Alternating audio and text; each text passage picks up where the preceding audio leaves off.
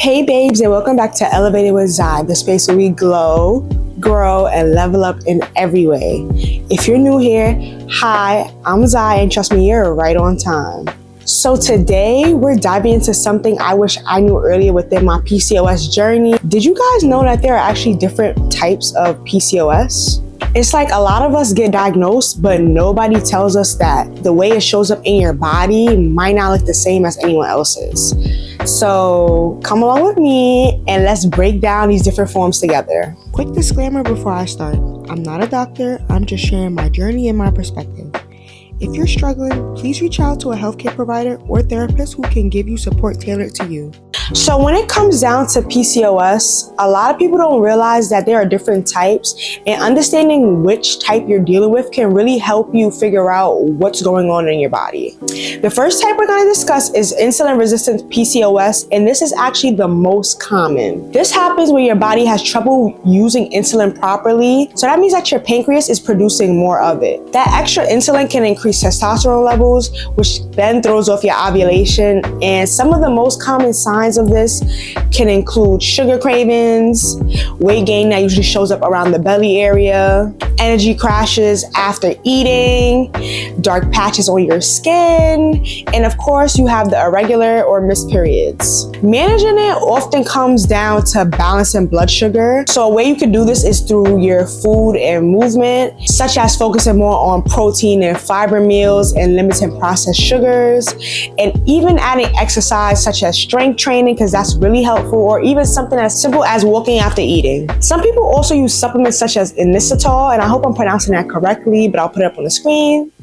And doctors often prescribe metformin for this type. Now, the second type is called post-pill PCOS, and this is the one that shows up after you stop hormonal birth control, especially the pill. So the synthetic hormones in birth control suppress ovulation, and when you come off of it, your body sometimes take a while to regulate again. Now, this is something that I spoke to you guys about when I first introduced my PCOS series. You might notice breakouts, irregular periods, or even temporary hair shedding.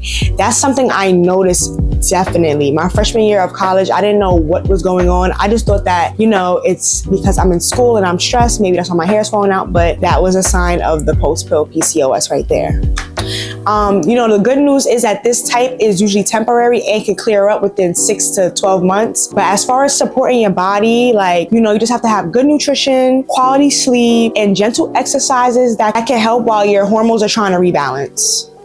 Next, there's inflammatory PCOS. So this happens when chronic inflammation in the body disrupts your hormones. Inflammation increases stress hormones like cortisol, and this can also raise testosterone, making the PCOS symptoms worse. This type of PCOS often comes with brain fog, fatigue, headaches, skin conditions such as eczema or acne, or even digestive issues such as bloating. Blood tests sometimes show elevated inflammatory marks too, and managing this type usually means focusing on reducing inflammation. So that means eating more anti-inflammatory foods, working on gut health, lowering stress, and sometimes adding things in such as omega-3, vitamin D, or even turmeric. And last but not least, we have adrenal PCOS. I also hope I'm pronouncing that correctly as well. This form of PCOS is the least common, and this one is triggered by the adrenal gland, which produces stress hormones. Instead of having high testosterone like the other types, people with adrenal PCOS usually have elevated DHEAS levels. So that is another form of androgen. Symptoms can look like feeling stressed or anxious, being fatigued, but still wired at night, or having acne and hair growth, even though your testosterone levels look normal. With this type, managing stress is huge. Things like meditation, yoga, journaling, or even just better sleep hygiene makes a big difference. It's also important not to overdo it with intense workouts, because that can stress the body out even more.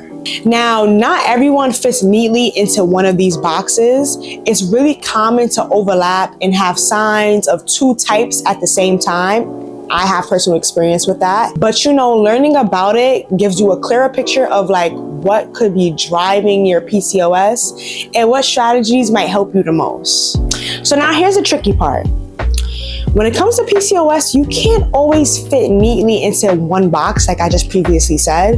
A lot of us actually have overlap in symptoms, which can make it confusing. Like, for example, you might have insulin-resistant symptoms, but also struggle with inflammatory symptoms.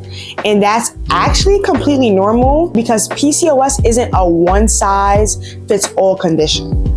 And that's why it's so important not to get discouraged if you don't see yourself fitting perfectly into one category. The best way to really figure out what type is by working with a doctor and getting the proper test done. Blood work can tell you a lot, especially when it comes down to like insulin levels, testosterone, or the DHEAS, and even inflammatory markers. But just as important as paying close attention to your body, tracking your cycles, journaling your symptoms, and noticing patterns like when you feel most tired, when your headaches pop up, or even how your skin reacts can give you so much insight. It's also worth remembering that your type might shift over time. You might start with symptoms that look like post-pill PCOS after birth control, but later realize your body is showing more signs of inflammatory or insulin resistance.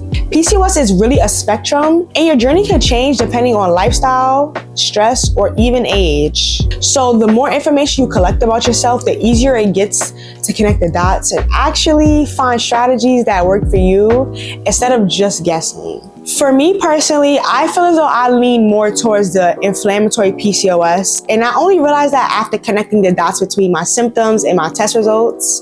At first though, I honestly thought I had the post-pill PCOS, which I most likely did have because I had been on birth control for a couple of years, and honestly, when I did come off of it, my periods were irregular, my skin was breaking out, I had the weight gain, so that made a lot of sense at the time.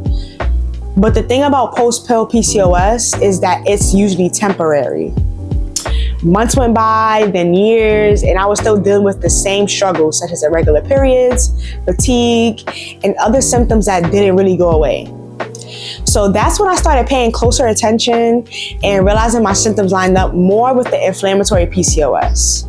I deal with headaches pretty often, so I try to stay away from caffeine because you get the caffeine withdrawals and stuff. I get bloating that feels way more intense than it should, and my cortisol levels are always higher than it should be. No matter how hard I try to relax and calm down, my cortisol levels it just goes up so fast. All of that started to make sense once I looked deeper into my inflammatory type, and knowing this has been such a game changer because instead of me trying every random tip I'm seeing on TikTok, on Pinterest, I can focus on strategies that actually fit my body and what I'm experiencing. It's still a learning process, but at least I feel like I'm moving in the right direction. So that's my breakdown of the main PCOS types. If you're not sure which one you have, don't worry, it takes time. And it's always a learning process. I'm giving you guys information I'm still learning myself, so don't feel bad. Comment down below if you guys want me to do like a deeper dive into each type, or if you want me to share how I'm managing mine day to day. Don't forget to like, comment, and subscribe, and hit that bell so you guys don't miss the next PCOS video. And as I always say, keep your standards high and your vibes even higher. Don't just dream it, elevate it, okay? You were made to shine and level up, so don't forget it. And I will catch you guys in the next video. Bye.